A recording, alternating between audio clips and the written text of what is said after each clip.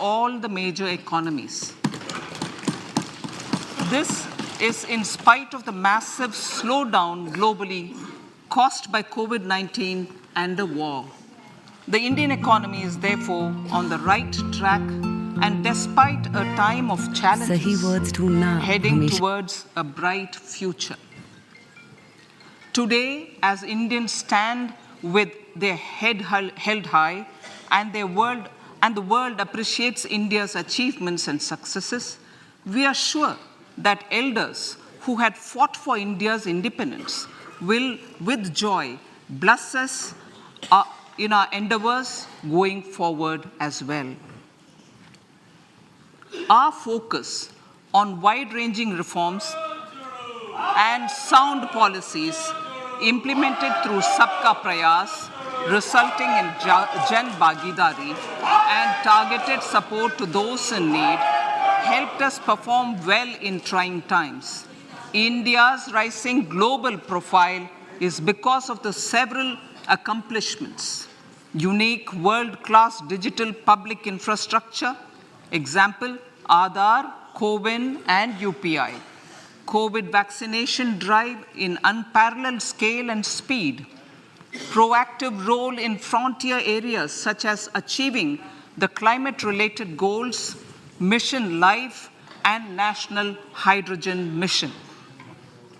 During the COVID-19 pandemic, we ensured that no one goes to bed hungry with a scheme to supply free food grains to over 80 crore persons for 28 months. Continuing our commitment to ensure food and nutritional security, we are implementing from 1st January 2023 a scheme to supply free food grain to all Antyodaya and priority households for the next 1 year. Under PM Garib Kalyan Anna Yojana, the entire expenditure of about 2 lakh crore will be borne by the central government. In these times of global challenges, the G20 presidency gives us a unique opportunity to strengthen India's role in the world economic order. With the theme of Vasudhaiva Kutumbakam, we are steering an ambitious, people-centric agenda to address global challenges and to facilitate sustainable economic development. The government's efforts since 2014 have ensured for all citizens a better quality of life and life of dignity.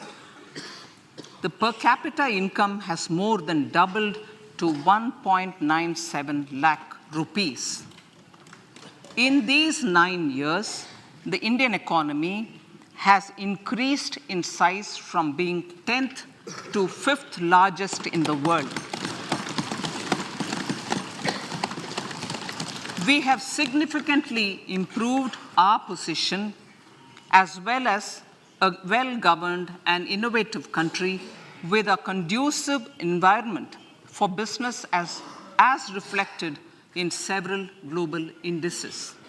We have made a significant progress in many sustainable development goals. The economy has become a lot more formalized as reflected in the EPFO membership, more than doubling to 27 crore and rupees 7,400 crore digital payments of 126 lakh crore rupees through UPI in 2022. The efficient implementation of many schemes with universalization of targeted benefits has resulted in inclusive development. Some of the schemes are 11.7 crore household toilets under Swachh Bharat mission, which is achieved, 9.6 crore LPG connections under Ujjwala, 220 crore COVID vaccination of 102 crore persons, 47.8 crore PM Jan Dhan bank accounts, insurance cover for 44.6 crore persons under PM Suraksha Bima and PM Jeevan Jyoti Yojana, and cash transfer of 2.2 lakh crores of rupees to 11.4 crore to over 11.4 crore farmers under PM Kisan Samman Nidhi. Our vision for the Amrit Kal includes technology-driven and knowledge-based economy with strong public finances and a robust financial sector. To achieve this, Jan Bhagidari through Sabka Saath, Sabka Prayas is essential. The economic agenda for achieving this vision focuses on three things. First, facilitating ample opportunities for citizens, especially the youth, to fulfill their aspirations. Second, providing strong impetus to growth and job creation. And third, strengthening macroeconomic stability. To service these focus areas in our journey to India at 100, we believe that the following four opportunities can be transformative during Amrit Kal. Economic empowerment of women. Deen Dayal Antyodaya Yojana National Rural Livelihood Mission has achieved remarkable success by mobilizing rural women into 81 lakh self-help groups. We will enable these groups to reach the next stage of economic empowerment through formation of large producer enterprises or collectives, with each having several thousand members and managed professionally. They will be helped with raw materials supply and for better design, quality, branding, and marketing of their products. Through supporting these policies, they will be enabled to scale up their operations to serve the large consumer markets, as has been the case with the several startups growing into unicorns. PM Vishwakarma Kaushal Samman, PM Vikas. For centuries, traditional artisans and craftspeople who work with their hands using tools have brought renown for India. They're generally referred to as Vishwakarma. The art and the handicraft created by them represents the true spirit of Atmanirbhar Bharat. For the first time, a package of assistance for them has been conceptualized. The new scheme will enable them to improve the quality, scale, and reach of their products, integrating them with the MSME value chain. The components of this scheme will include not only financial support, but also access to advanced skill training, knowledge of modern digital techniques, and efficient green technologies, brand promotion, linkage with local and global markets, digital payments, and social security. This will greatly benefit the scheduled castes, scheduled tribes, OBCs, women, and people belonging to the weaker sections. Tourism. The country offers immense attraction for domestic as well as foreign tourists. There is a large potential to be tapped in tourism. The sector holds huge opportunities for jobs and entrepreneurship for youth in particular. Promotion of tourism will be taken up on mission mode with active participation of states, convergence of government programs, and public-private partnerships. Green growth. We are implementing many programs for green fuel, green energy, green farming, green mobility, green buildings, and green equipment, and policies for efficient use of energy across various economic sectors. These green growth efforts help in reducing carbon intensity of the economy and provides for large-scale green job opportunities.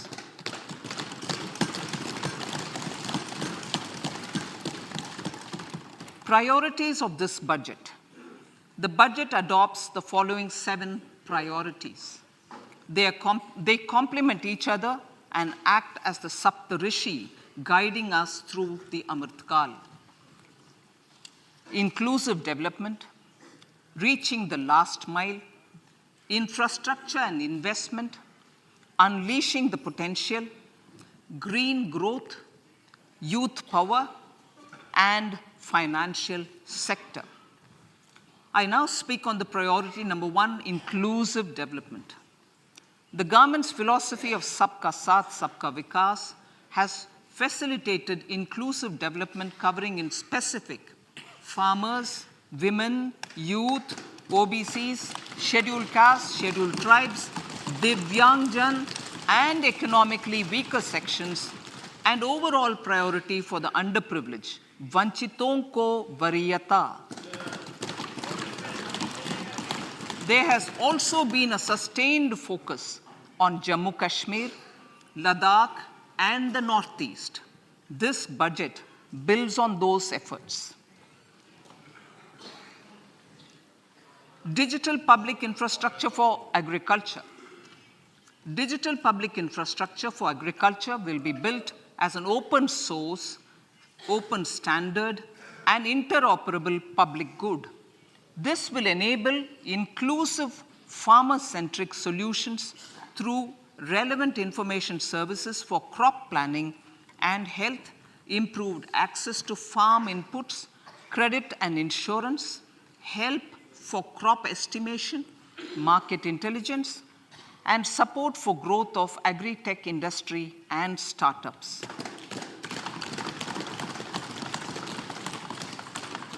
An agriculture accelerator fund. An agriculture accelerator fund will be set up to encourage agri-startups by young entrepreneurs in rural areas. The fund will aim at bringing innovative and affordable solutions for challenges faced by farmers. It will also bring in modern technologies to transform agricultural practices, increase productivity and profitability. To enhance the productivity of extra long staple cotton, we will adopt a cluster-based and value chain approach through public-private partnerships. This will mean collaboration between farmers, state, and industry for input supplies, extension services, and market linkages. We will launch an Atmanirbhar Clean Plant program to boost availability of disease-free, quality planting material for high-value horticultural crops at an outlay of 2,200 crores. Global hub for millets, which are Sri Anna. India is the forefront. India's at the forefront of popularizing millets, whose consumption furthers nutrition, food security, and welfare of farmers, said the Honorable Prime Minister. We are the largest producer and second largest exporter of Sri Anna in the world. We grow several types of Sri Anna, such as Sri Anna Jowar, Sri Anna Ragi, Sri Anna Bajra, Sri Anna Kutu, Ramdana, Kangni, Kutni, Kutki, Kodo, China, and Sama. These have a number of health benefits and have been an integral part of our food for centuries.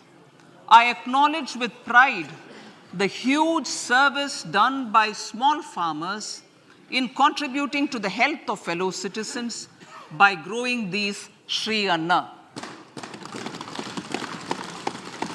Now, to make India a global hub for Sri Anna, the Indian Institute of Millet Research, ideally Indian Institute of the Sri Anna Research, Hyderabad, will be supported as the center of excellence for sharing best practices, research, and technologies at the international level. The agricultural credit target will be increased to 20 lakh crores with focus on animal husbandry, dairy, and fisheries.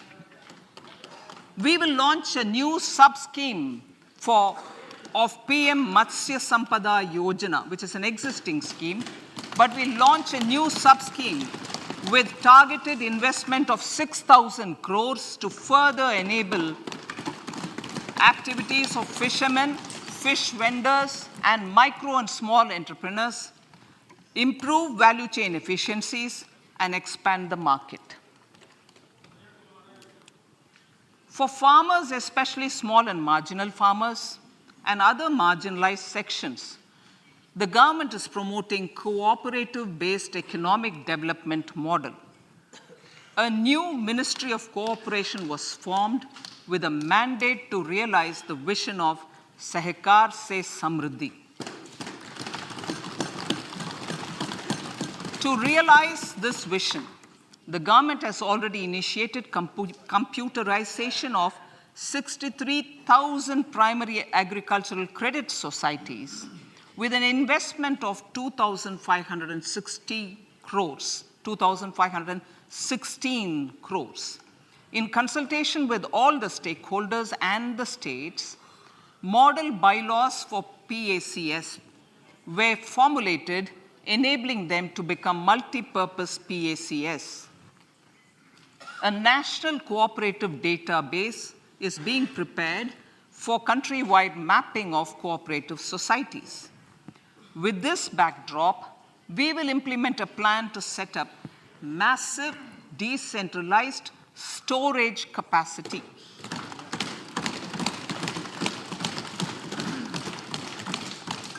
This will help farmers store their produce and realize remunerative prices through sale at appropriate times.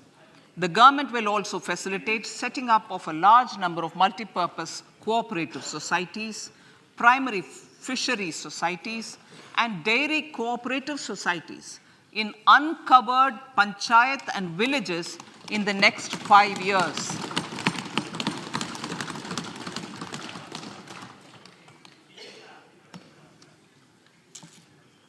Health, education, and skilling. 157 new nursing colleges will be established in co-location with the existing 157 medical colleges established since 2014. A mission to eliminate sickle cell anemia by 2047 will be launched. It will entail awareness creation, universal screening of 7 crore people in the age group of 0 to 40 years in affected tribal areas, and counseling through collaborative efforts of central ministries and state governments.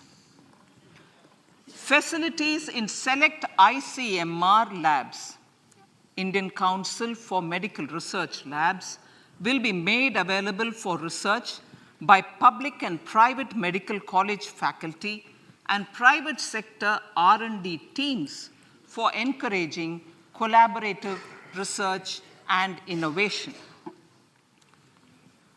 A new program to promote research and innovation in pharmaceuticals will be taken up through centers of excellence.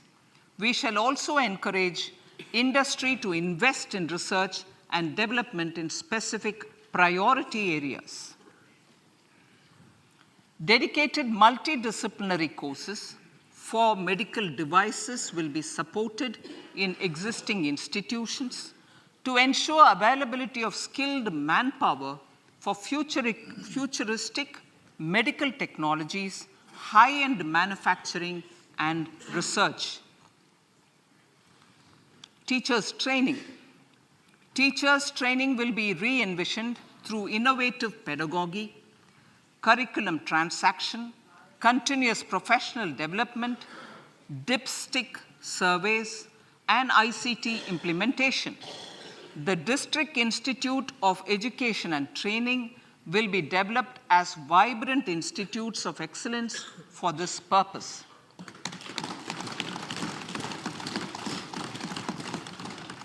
National Digital Library for Children and Adolescents.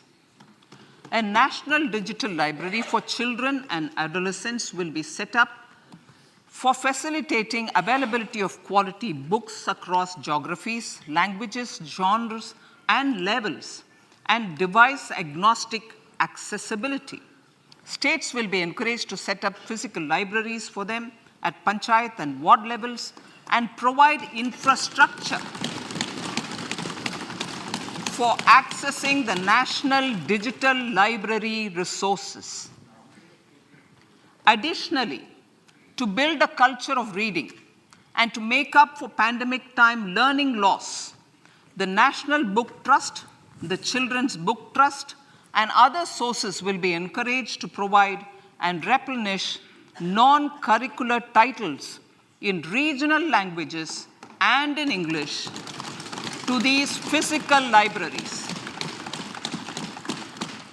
Collaboration with NGOs that work in literacy will also be a part of this initiative to inculcate financial literacy.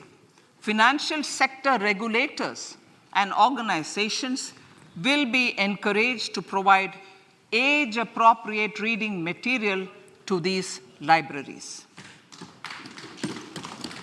I move to priority 2, reaching the last mile. Prime Minister Vajpayee's government had formed the Ministry of Tribal Affairs and the Department of Development of Northeast Region to provide a sharper focus to the objective of reaching the last mile. Our government has formed the Ministries of Ayush, Fisheries, Animal Husbandry and Dairying, Skill Development, Jal Shakti, and Cooperation. Building on the success of the Aspirational Districts program, the government has recently launched the Aspirational Blocks program, covering 500 blocks for saturation of essential government services across multiple domains such as health, nutrition, education, agriculture, water resources, financial inclusion, skill development, and basic infrastructure. Manya Speaker, sir, Pradhan Mantri PBTG, which is Primitive Vulnerable Tribal Groups Development Mission, is being launched. To improve socio-economic conditions of the particularly vulnerable tribal groups, the PBTGs as we refer them to, Pradhan Mantri PBTG Development Mission will be launched.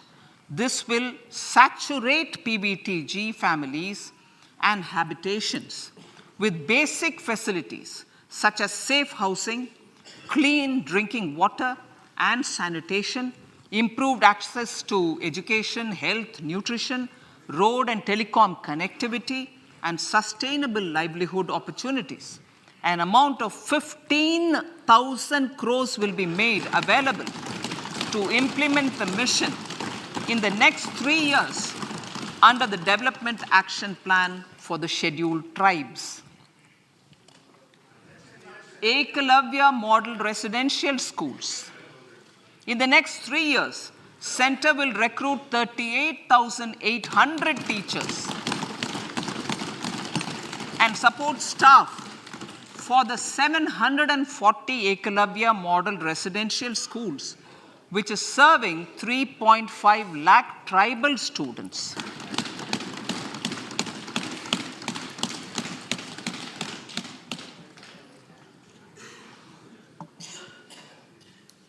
In the drought-prone central regions of Karnataka, central assistance of 5,300 crore will be given to Upper Bhadra project to provide sustainable micro-irrigation and filling up of surface tanks for drinking water. PM Awas Yojana. The outlay for PM Awas Yojana is being enhanced by 66% to over 79,000 crores. Bharat Shared Repository of Inscriptions will be set up in a digital epigraphy museum with digitization of 1 lakh ancient inscriptions in the first stage. Support for poor prisoners. For poor persons who are in prisons and unable to afford the penalty or the bail amount, required financial support will be provided.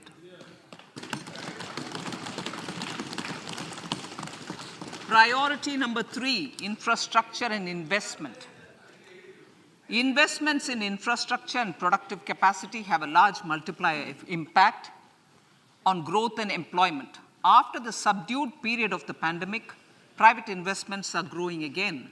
The budget takes the lead once again to ramp up the virtuous cycle of investment and job creation. Honorable Speaker, sir, the capital investment outlay is being increased steeply for the 3rd year in a row by 33% to 10 lakh crores, which would be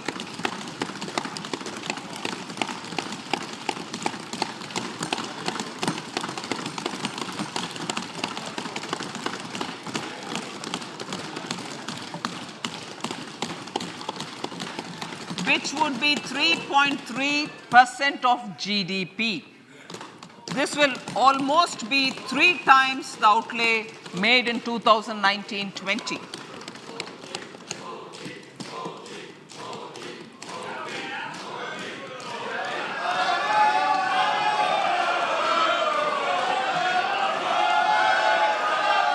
This substantial increase in recent years is central to the government's efforts to enhance growth potential and job creation, crowd in private investments, and provide a cushion against global headwinds. The direct capital investment by the center is complemented by the provision made for creation of capital assets through grants and aids to state. The effective capital expenditure of the center is budgeted at 13.7 lakh crore rupees, which will be 4.5% of GDP. Support to state governments for capital investment. I have decided to continue the 50-year interest-free loan to state governments for 1 more year to spur investment in infrastructure and to incentivize them for complementary policies actions with a significantly enhanced outlay of 1.3 lakh crores. The newly established Infrastructure Finance Secretariat will assist all stakeholders for more private investment in infrastructure, including railways, roads, urban infrastructure, and power, which are predominantly depend on public resources. The harmonized master list of infrastructure will be reviewed by an expert committee for recommending the classification and financing framework suitable for Amrit Kal. A capital outlay, I'm talking about railways now, sir, Honorable Speaker. Railways. A capital outlay of 2.40 lakh crores has been provided for the railways. This is the highest ever outlay this highest ever outlay is about 9 times the outlay made in 2013-14. 100 critical transport infrastructure projects for last and first mile connectivity for ports, coal, steel, fertilizer, and food grain sectors have been identified. They will be taken up on priority with investment of 75,000 crores, including 15,000 crore from private sources. 50 additional airports, heliports, water aerodromes, and advanced landing grounds will be revived for improving regional air connectivity.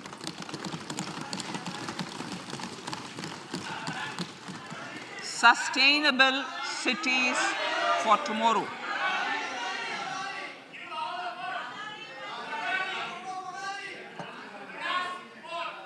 States and cities will be encouraged to undertake urban planning reforms and actions to transform our cities into sustainable cities of tomorrow. This means efficient use of land resources, adequate resources for urban infrastructure, transit-oriented development, enhanced availability and affordability of urban land, and opportunities for all. Through property tax governance reforms and ring-fencing user charges on urban infrastructure, cities will be incentivized to improve their creditworthiness for municipal bonds. Like the RIDF, an Urban Infrastructure Development Fund will be established through use of priority sector lending shortfall. This will be managed by the National Housing Bank and will be used by public agencies to create urban infrastructure in Tier 2 and Tier 3 cities.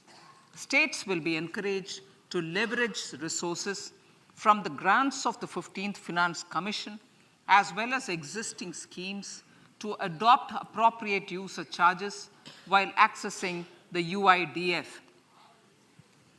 We expect to make available 10,000 crore rupees per annum for this purpose. All cities and towns will be enabled for 100% mechanical desludging of septic tanks and sewers to transition from manhole to machine hole mode.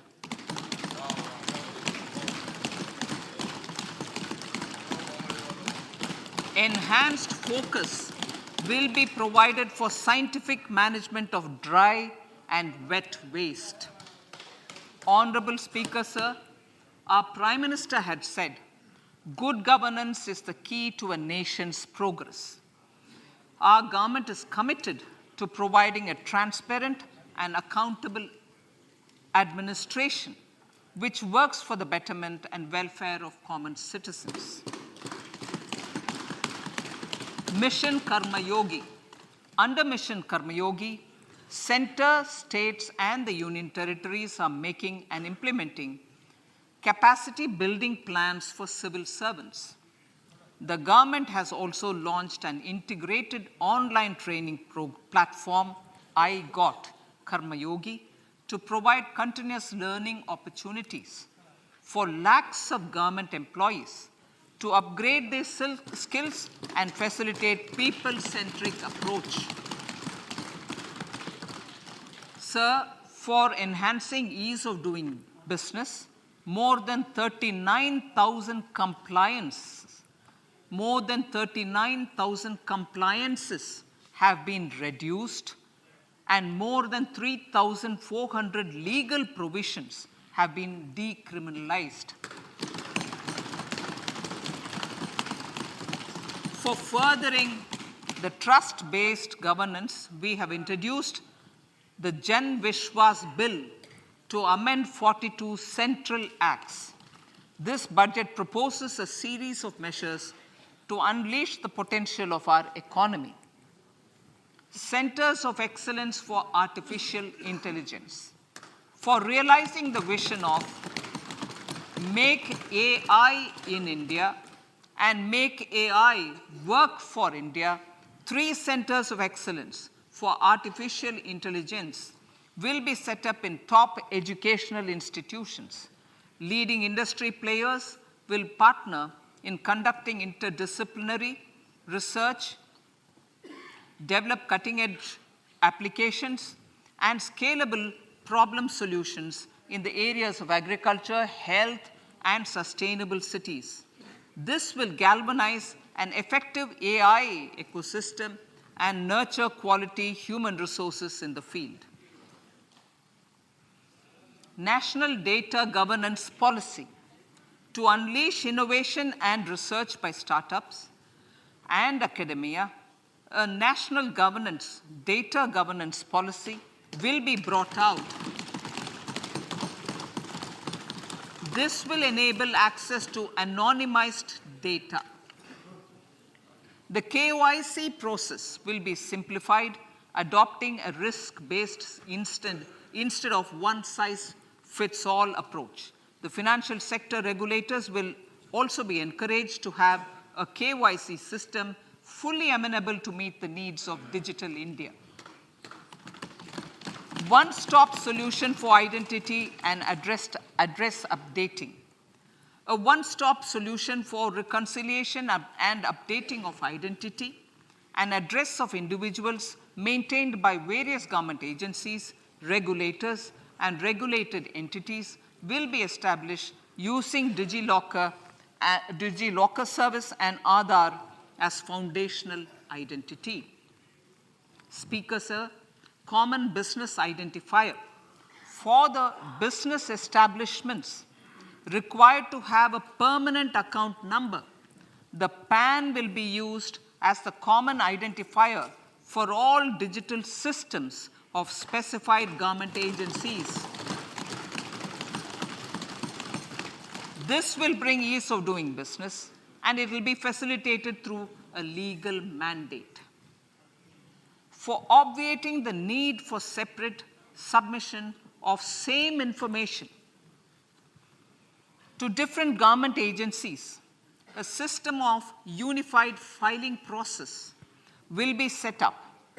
Such filing of information or return in simplified forms on a common portal will be shared with other agencies as per the filer's choice. Vivad Se Vishwas 1, relief for MSMEs. In cases of failure by MSMEs to execute contracts during the COVID period, 95% of the forfeited amount relating to the bid or performance security will be returned to them by government and government undertakings. This will provide relief to the MSMEs. Vivad Se Vishwas 2, settling contractual disputes. To settle contractual disputes of government and government undertakings, wherein arbitral award is under challenge in a court, a voluntary settlement scheme with standardized terms will be introduced. This will be done by offering graded settlement terms depending on pendency level of the dispute.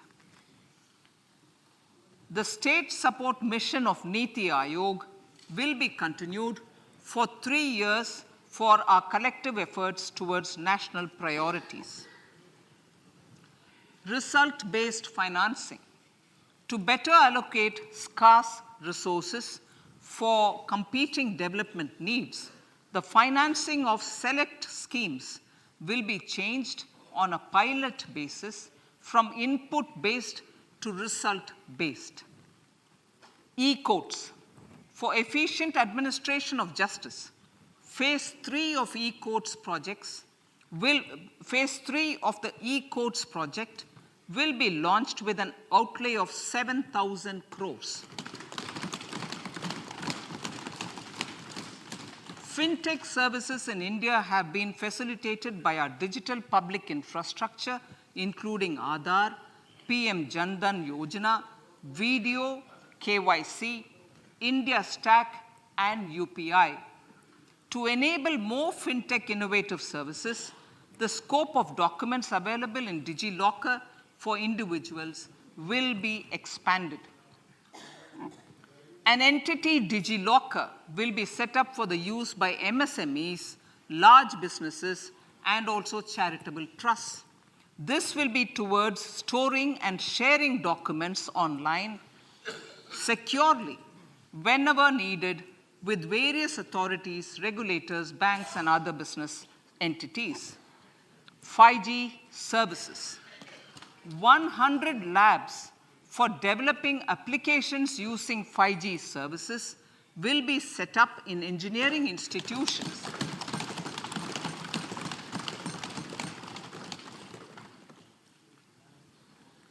To realize a new range of opportunities, business models, and employment potential.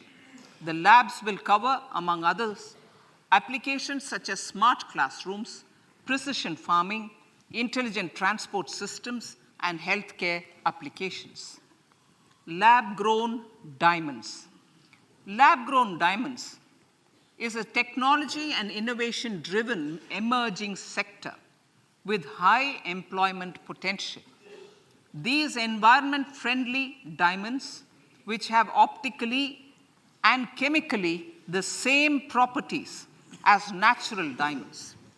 To encourage indigenous production of LGD, lab-grown diamond seeds and machines, and to reduce import dependency, a research and development grant will be provided to one of the IITs for 5 years. To reduce the cost of production, a proposal to review the custom duty on LGD seeds will be indicated in Part B of the speech. I come to the fifth priority, Honorable Speaker, sir, green growth. Honorable Prime Minister has given a vision for life or lifestyle for environment to spur a movement of environmentally conscious lifestyle. India is moving forward firmly for the Panchamrit, the net zero carbon emission by 2070 to usher in green industrial and economic transition. This budget builds on our focus on green growth. The recently launched National Green Hydrogen Mission, with an outlay of 19,700 crores, will facilitate transition of the economy to low carbon intensity, reduce dependence on fossil fuel imports, and make the country assume technology and market leadership in this sunrise sector. Our target is to reach an annual production of 5 MMT by 2030. Energy transition. This budget provides for 35,000 crores for priority capital investment towards energy transition and net zero objectives and energy security by Ministry of Petroleum and Natural Gas. To steer the economy on sustainable development path, battery energy storage systems with capacity of 4,000 MWH will be supported with viability gap funding. A detailed framework for pumped storage projects will also be formulated. Renewable energy evacuation. The interstate transmission system for evacuation and grid integration of 13 gigawatt renewable energy from Ladakh will be constructed with investment of 20,700 crore, including central support of 8,300 crores. Green credit program. For encouraging behavioral change, a green credit program will be notified under the Environment Protection Act. This will incentivize environmentally sustainable and responsive actions by companies, individuals, and local bodies, and help mobilize additional resources for such activities. PM Program for Restoration, Awareness, Nourishment, and Amelioration of Mother Earth, PM Pranam, will be launched to incentivize states and union territories to promote alternative fertilizers and balanced use of chemical fertilizers. Go Bardhan scheme, 500 new waste to wealth plants under Go Bardhan, galvanizing organic bio-agro resources done. Go Bardhan scheme will be established for promoting circular economy. These will include 200 compressed biogas plants, including 75 plants in urban areas, and 300 community or cluster-based plants at a total investment of 10,000 crores. I will refer to this in Part B also. In due course, a 5% CBG mandate will be introduced for all organizations marketing natural and biogas.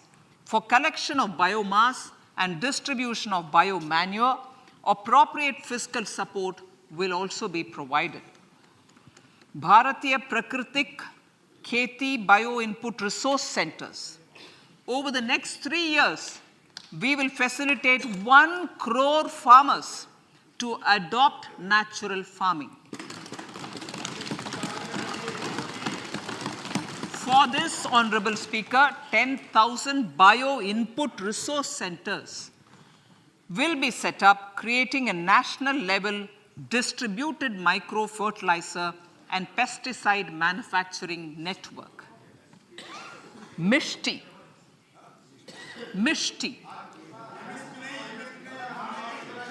Building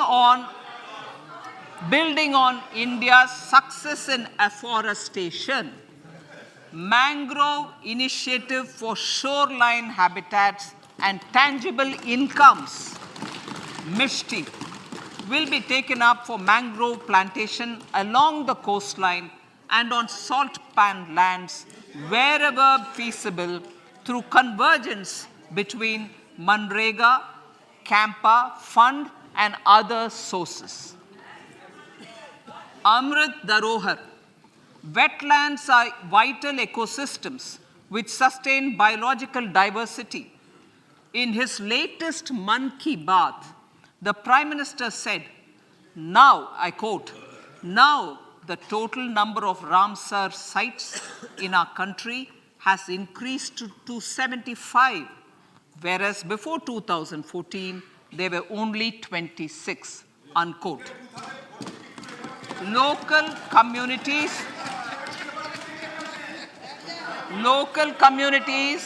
have always been at the forefront of conservation efforts. The government will promote their unique conservation values through Amrit Dharohar, a scheme that will be implemented over the next 3 years to encourage optimal use of wetlands and enhance biodiversity, carbon stock, ecotourism opportunities, and income generation for local communities.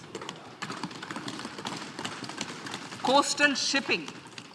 Coastal shipping will be promoted as an energy efficient and lower cost mode of transport, both for passengers and freight, through PPP mode with viability gap funding. Vehicle replacement. Vehicle replacement is an important continuing policy, replacing the old political,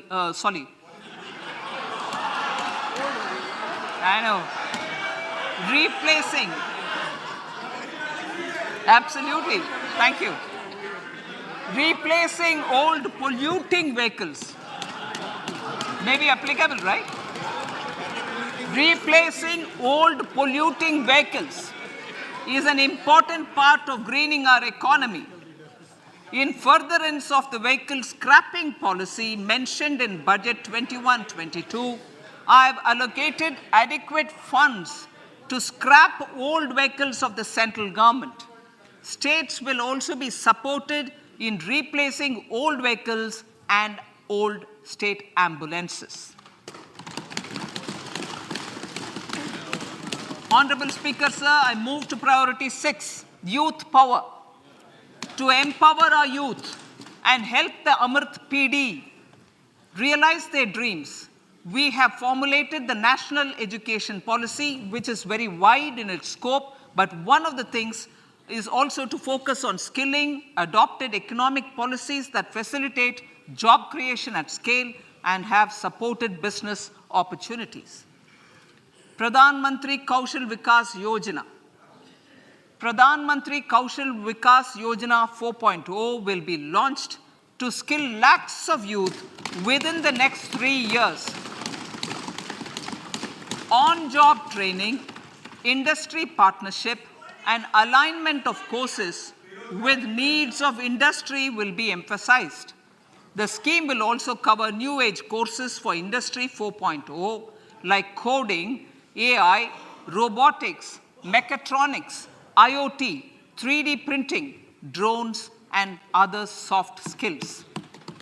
To skill youth for international opportunities, 30 Skill India International Centers will be set up across different states. The digital ecosystem for skilling will be further expanded with the launch of a unified Skill India digital platform for enabling demand-based formal skilling, linking with employers including MSMEs, and facilitating access to entrepreneurship schemes. To provide stipend support to 47 lakh youths in 3 years, direct benefit transfer under a pan-India national apprenticeship promotion scheme will be rolled out. Tourism. Honorable Speaker, sir, with an integrated and innovative approach, at least 50 destinations will be selected through challenge mode. In addition to aspects such as physical connectivity, virtual connectivity, tourist guides, high standards for food streets, and tourist security, all the relevant aspects would be made available on an app to enhance tourist experience. Every destination would be developed as a complete package. The focus of development of tourism would be on domestic as well as foreign tourists.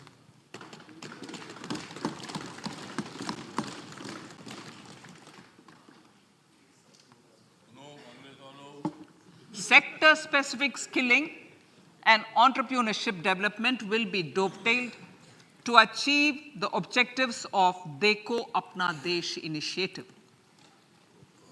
This was launched as an appeal by the Honorable Prime Minister to the middle class to prefer domestic tourism over international tourism. The integrated development of theme-based tourist circuits, the Swadesh Darshan scheme, was also launched.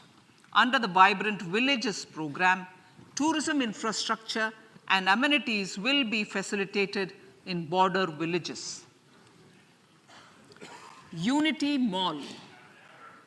States will be encouraged to set up a Unity Mall in their state capital or most prominent tourism center or the financial capital for promotion and sale of their one district, one product and GI products and other handicraft products, and for providing space for such products of all other states as well. Sir, priority number 7, financial sector. Our reforms in the financial sector and innovative use of technology have led to financial inclusion at scale, better and faster service delivery, ease of access to credit, and participation in financial markets. This budget proposes to further these measures. Credit guarantee for MSMEs. Last year, I proposed revamping of the credit guarantee scheme for the MSMEs. I am happy to announce that the revamped scheme will take effect from 1st April 2023 through infusion of 9,000 crores in the corpus. This will enable additional collateral-free guaranteed credit of 2 lakh crores of rupees Further, the cost of credit will be reduced by about 1%. A national financial information registry will be set up to serve as the central repository of financial and ancillary information. This will facilitate efficient flow of credit, promote financial inclusion, and foster financial stability. A new legislative framework will govern this credit public infrastructure and will be designed in consultation with the RBI. To meet the needs of Amritkal and to facilitate optimum regulation in the financial sector, public consultation, as necessary and feasible, will be brought to the process of regulation making and issuing subsidiary directions. To simplify, to ease, and to reduce cost of compliance, financial sector regulators will be requested to carry out a comprehensive review of existing regulations. For this, they will consider suggestions from public and regulated entities. Time limits to decide the application under various regulations will also be laid down. Honorable Speaker, sir, to enhance business activities in GIFT IFSC, the following measures will be taken. Delegating powers under the SEZ Act to the IFSCA to avoid dual regulation.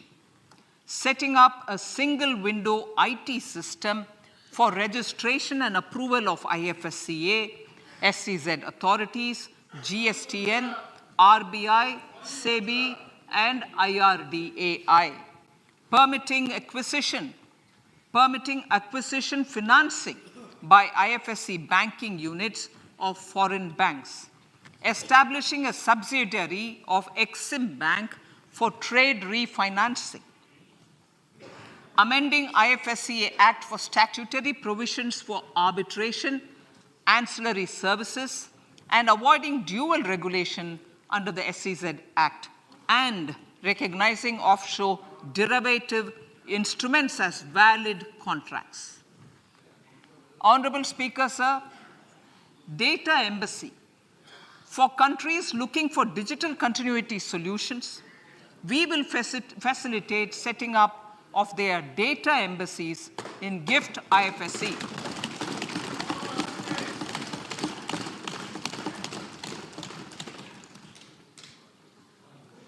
Improving governance and investor protection in banking sector.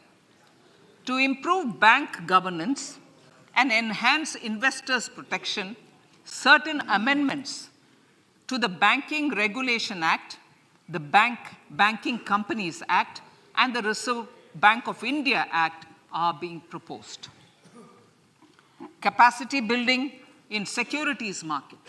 Honorable Speaker, sir, to build capacity of functionaries and professionals in the securities market, SEBI will be empowered to develop, regulate, maintain, and enforce norms and standards for education in the National Institute of Securities Markets and to recognize award of degrees, diplomas, and certificates. A central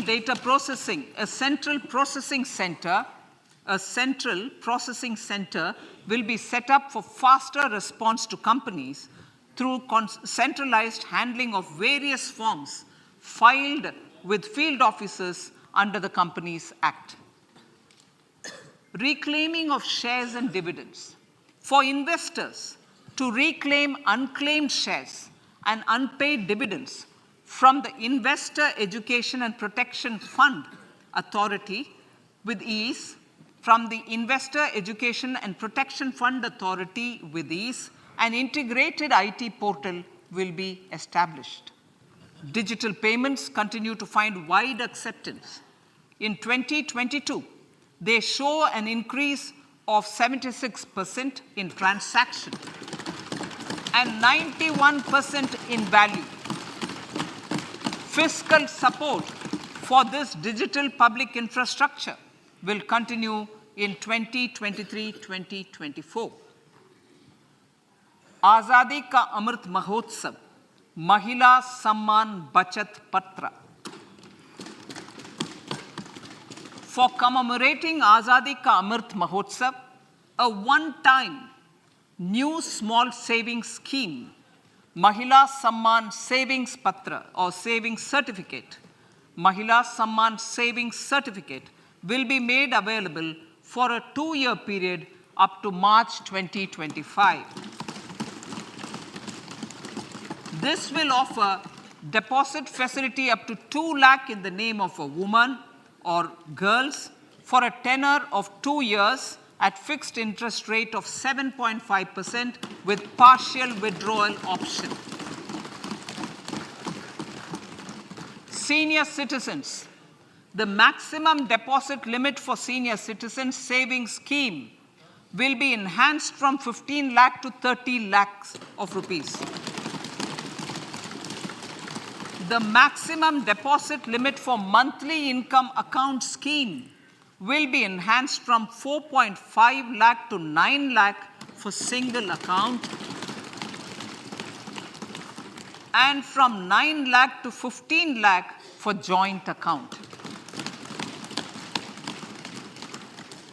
Honorable Speaker, sir, fiscal management. 50 years interest-free loan to states. The entire 50-year loan to states has to be spent on capital expenditure within 2023-24. Most of this will be at the discretion of the states, but a part will be conditional on states increasing their actual capital expenditure. Parts of the outlay will also be linked to or allocated for the following purposes: scrapping old government vehicles, urban planning reforms and actions, financing reforms in urban local bodies to make them credit-worthy for municipal bonds, housing for police personnel above or as part of the police station, constructing unity malls, children and adolescent libraries and digital infrastructure, and state share of capital expenditure of central schemes. Honorable Speaker, sir, fiscal deficit of states. States will be allowed a fiscal deficit of 3.5% of GSDP, of which 0.5% will be tied to power sector reforms.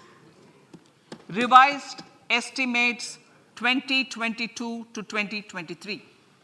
The revised estimate, Honorable Speaker, sir, of the total receipts other than borrowing is 24.3 lakh crores, of which the net tax receipts are 20.9 lakh crores. The revised estimate of the total expenditure is 41.9 lakh crores of rupees, of which the capital expenditure is about 7.3 lakh crores. The revised estimate of the fiscal deficit is 6.4% of GDP, adhering to the budget estimate.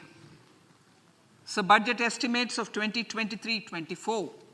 Coming to 2023-24, the total receipts other than borrowings and the total expenditure are estimated at 27.2 lakh crores and 45 lakh crores respectively.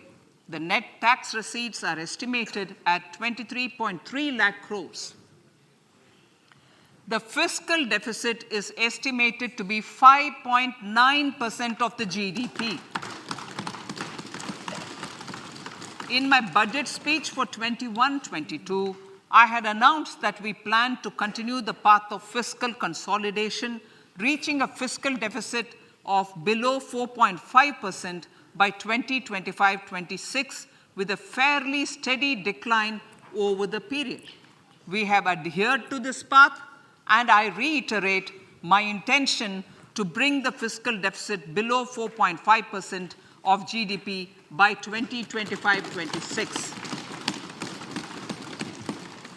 To finance the fiscal deficit in 2023-24, the net market borrowings from dated securities are estimated at 11.8 lakh crores. The balance financing is expected to come from small savings and other sources. The gross market borrowings are estimated at 15.43 lakh crores of rupees. Honorable Speaker, sir, I now move to Part B.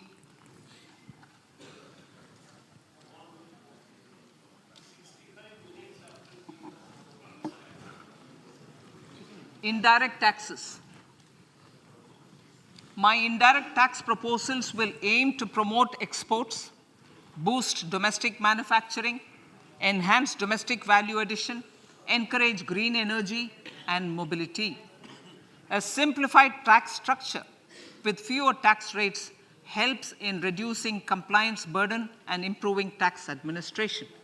I propose to reduce the number of basic customs duty rates on goods other than textiles and agriculture from 21 to 13. As a result, there are minor changes in the basic custom duties, cesses and surcharges on some items including toys, bicycle, automobiles and naphtha. Green mobility.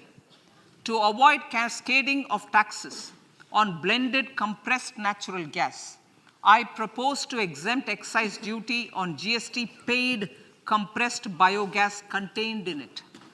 To further provide impetus to green mobility, customs duty exemptions is being extended to import of capital goods and machinery required for manufacture of lithium-ion cells for batteries used in electrical vehicles as well. Electronics. As a result of various initiatives of the government, including phased manufacturing program, mobile phone production in India has increased from 5.8 crore units valued at about 18,900 crore in 2014-15 to 31 crore units valued at 2,75,000 crore in the last financial year. To further deepen domestic value addition in manufacturing of mobile phones, I propose to provide relief to customs duty.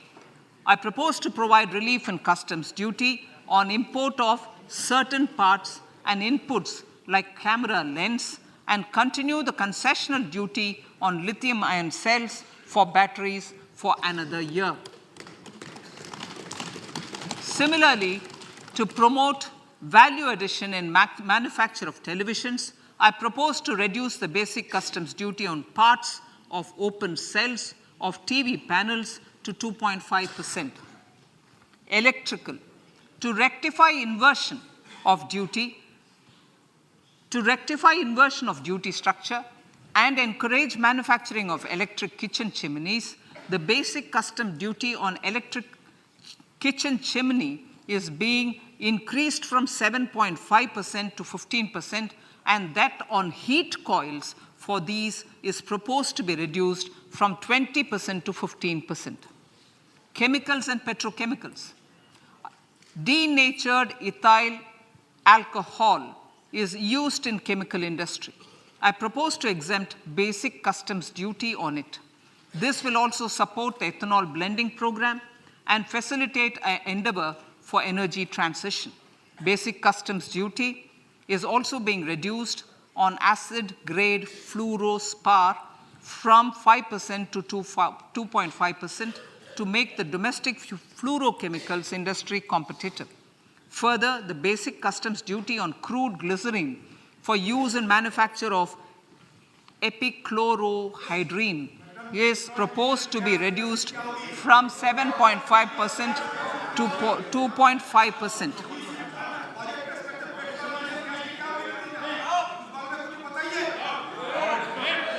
Marine products. In the last financial year, marine products recorded the highest export growth, benefiting farmers in the coastal states of the country.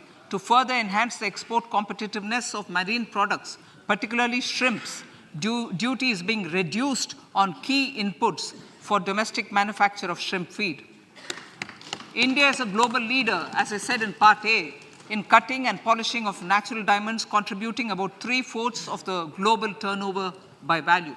With the depletion of deposits of natural diamonds, the industry is moving towards lab-grown diamonds, and it holds huge promise. To seize this opportunity, I propose to reduce the basic customs duty on seeds used in their manufacture. Custom duties on door or dore and bars of gold and platinum were increased earlier this fiscal. I propose to increase the duties on articles made therefrom to enhance the duty differential. I also propose to increase the import duty on silver doors, bars, and articles to align them with that on gold and platinum. To facilitate availability of raw materials for the steel sector, exemptions from basic custom duty on raw materials for manufacture of CRGO steel, ferrous scrap, and nickel cathode is being continued. Similarly, the concessional BCD of 2.5% on copper scrap is also being continued to ensure the availability of raw materials for secondary copper producers who are mainly in the MSME sectors. Compounded rubber. The basic custom duty rate on compounded rubber is being increased from 10% to 25% or 30 kg, whichever is lower, at par with that of natural rubber other than latex to curb circumvention of duty. Cigarettes. National calamity contingent duty on specified cigarettes was last revised 3 years ago. This is proposed to be revised upwards by about 16%. Direct taxes. I now come to my direct tax proposals. Honorable Speaker, these proposals aim to maintain continuity and stability of taxation, further simplify and rationalize various provisions to reduce the compliance burden, promote the entrepreneurial spirit, and provide tax relief to citizens. It has been constant endeavor of the Income Tax Department to improve taxpayers' services by making compliance easy and smooth. Our taxpayers portal received a maximum of 72 lakh returns in a day, processed more than 6.5 crore returns this year. Average processing period reduced from 93 days in financial year 13-14 to 16 days only now. And 45% of the returns were processed within 24 hours. We intend to further improve this, roll out the next generation common IT return form for taxpayer convenience, and also plan to strengthen the grievance redressal mechanism. MSMEs and professionals. MSMEs are growth engines of our economy. Micro enterprises with turnover up to 2 crore of rupees and certain professionals with turnover of up to 50 lakh rupees can avail the benefit of presumptive taxation. I propose to provide enhanced limits of 3 crore and 75 lakh respectively to the taxpayers whose cash receipts are no more than 5%. Whose cash receipts are no more than 5%. Moreover, to support MSMEs in timely receipt of payments, I propose to allow deduction for expenditure incurred on payments made to them only when payment is actually made. Cooperation. Cooperation is a value to be cherished. In realizing our Prime Minister's goal for Sehkar Se Samriddhi and his resolve to connect the spirit of cooperation with the spirit of Amrit Kal, in addition to the measures proposed in Part A, I have a slew of proposals for the cooperation sector. First, new cooperatives that commence manufacturing activities till 2024, 31st March, shall get the benefit of a lower tax rate of 15%, as is presently available to new manufacturing companies. Secondly, I propose to provide an opportunity to sugar cooperatives to claim payments made to sugarcane farmers for the period prior to the assessment year 2016-17 as expenditure. This is expected to provide them a relief of almost 10,000 crores. Thirdly, I am providing a higher limit of 2 lakh per member for cash deposits to loans in cash by primary agricultural cooperative societies and primary cooperative agriculture and rural development banks. I repeat that. Thirdly, I'm providing a higher limit of 2 lakh per member for cash deposits to and loans in cash by primary agricultural cooperative societies and primary cooperative agricultural and rural development banks. Similarly, a higher limit of 3 crore for TDS on cash withdrawal is being provided to cooperative societies. Startups.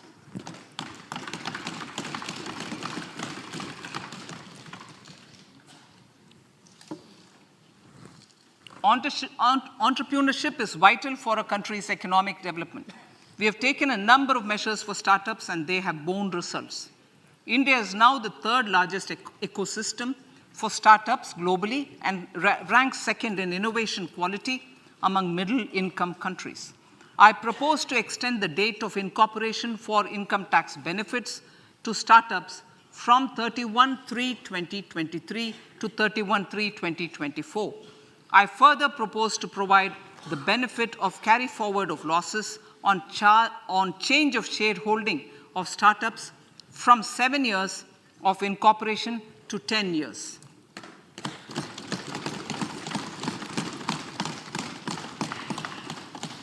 To reduce the pendency of appeals at commissioner level, I propose to deploy about 100 joint commissioners for disposal of small appeals. We shall also be more selective in taking up cases for scrutiny of returns already received this year. Better targeting of tax concessions. For better targeting of tax concessions and exemptions, I propose to cap deduction from capital gains on investment in residential house under Section 54 and Section 54F to 10 crores. Another proposal with similar intent is to limit income tax exemption from proceeds of insurance policies with very high value. Rationalization. Honorable Speaker, sir, there are a number of proposals relating to rationalization and simplification. Income of authorities, boards, and commissions set up by statutes of union or state for the purpose of housing, development of cities, towns, and villages, and regulating and developing an activity or matter is proposed to be exempted from income tax. Other major measures in this direction are removing the minimum threshold of 10,000 for TDS and clarifying taxability relating to online gaming, not treating conversion of gold into electronic gold receipts and vice versa as capital gains, reducing the TDS rate from 30% to 20% on taxable portion of EPF withdrawals in non-PAN cases, and taxation on income for market-linked debentures. Other major proposals in the finance bill relate to the following: extension of period of tax benefits to funds relocating to IFSC, GIFT City till 31/3/2025, decriminalization under Section 276A of the Income Tax Act, allowing carry forward of losses on strategic disinvestment, including that of IDBI Bank, and providing EEE status to Agnivir Fund. Personal income tax.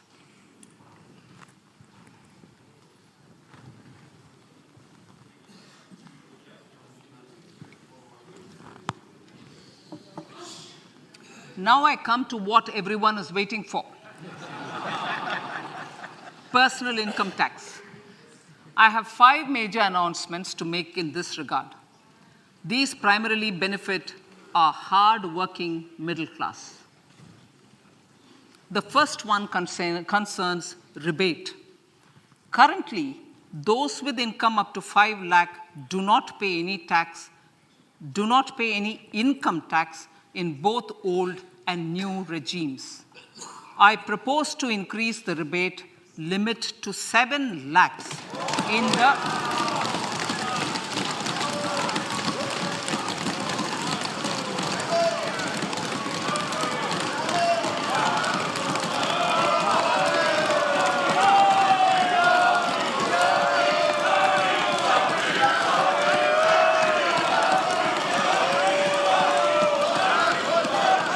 I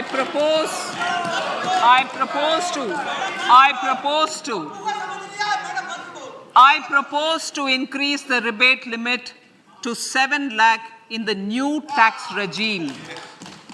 Thus, persons in the new tax regime with income up to 7 lakhs will not have to pay any tax at all. The second proposal relates to middle-class individuals. I had introduced in the year 2020 the new personal income tax regime with 6 income slabs starting from 2.5 lakh. I propose to change the tax structure in this regime by reducing the number of slabs to 5 and increasing the tax exemption limit to 3 lakhs. The new tax rates are 0 to 3 lakh, nil. 3 to 6 lakhs, 5%. 6 to 9 lakhs, 10%. 9 to 12 lakh, 15%. 12 to 15 lakhs, 20%. And above 15 lakhs, 30%. This will provide major relief to all taxpayers in the new regime. An individual with an annual income of 9 lakhs will be required to pay only 45,000 rupees. This is only 5% of his or her income. It is a reduction of 25% on what he or she is required to pay now. That is 60,000. So in the place of 60,000, it is now only 45,000.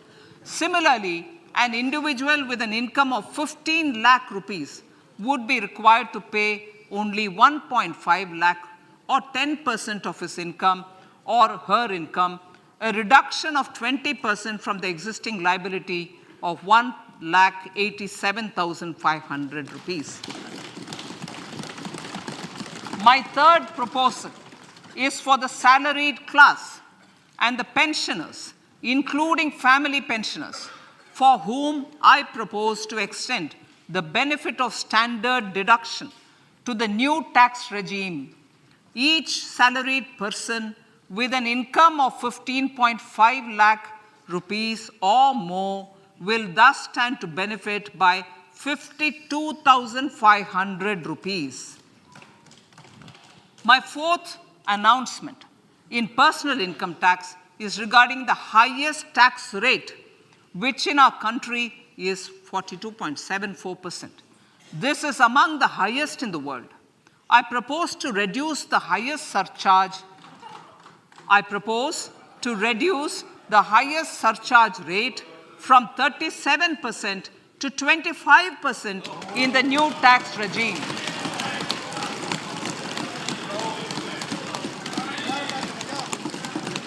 This would result in reduction of the maximum rate. This would result in the reduction of the maximum tax rate to 39%. Lastly, the limit of 3 lakh rupees for tax exemption on leave encashment on retirement of non-government salaried employees was last fixed in the year 2002, when the highest basic pay in the government was only 30,000 rupees per month. In line with the increase in the government salaries, I am proposing to increase this limit to 25 lakh rupees.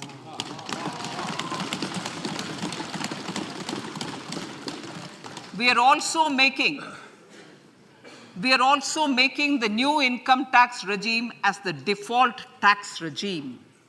However, citizens will continue to have the option to avail the benefit of the old tax regime. Apart from these, I'm also making some other changes as given in the annexure. As a result of these proposals, revenue of about 38,000 crore to 37,000 crore in direct taxes and rupees 1,000 crore in indirect taxes will be foregone, while revenue of about 3,000 crore will be additionally mobilized.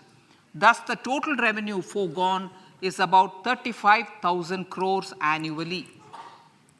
Honorable Speaker, sir, with these words, I commend the budget to this August House.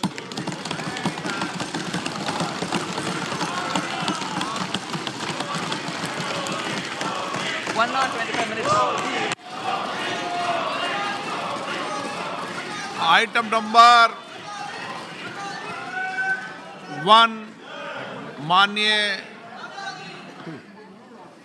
Item number 2 Shrimati Nirmala Sitharaman ji.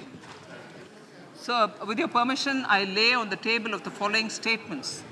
Under Section 3(1) of the Fiscal Responsibility Budget Management Act 2003, 1. Medium-term fiscal policy cum fiscal policy strategy statement and macroeconomic framework statement. माननीय सदस्यगण, जैसा कि आपको समाचार भाग 2 के माध्यम से पहले ही सूचित किया जा चुका है कि माननीय वित्त मंत्री जी के बजट भाषण की प्रतियां हार्ड कॉपी के रूप में उपलब्ध कराई गई है। आप बजट भाषण की अपनी अपनी प्रति प्रकाशन पलक से ले लें।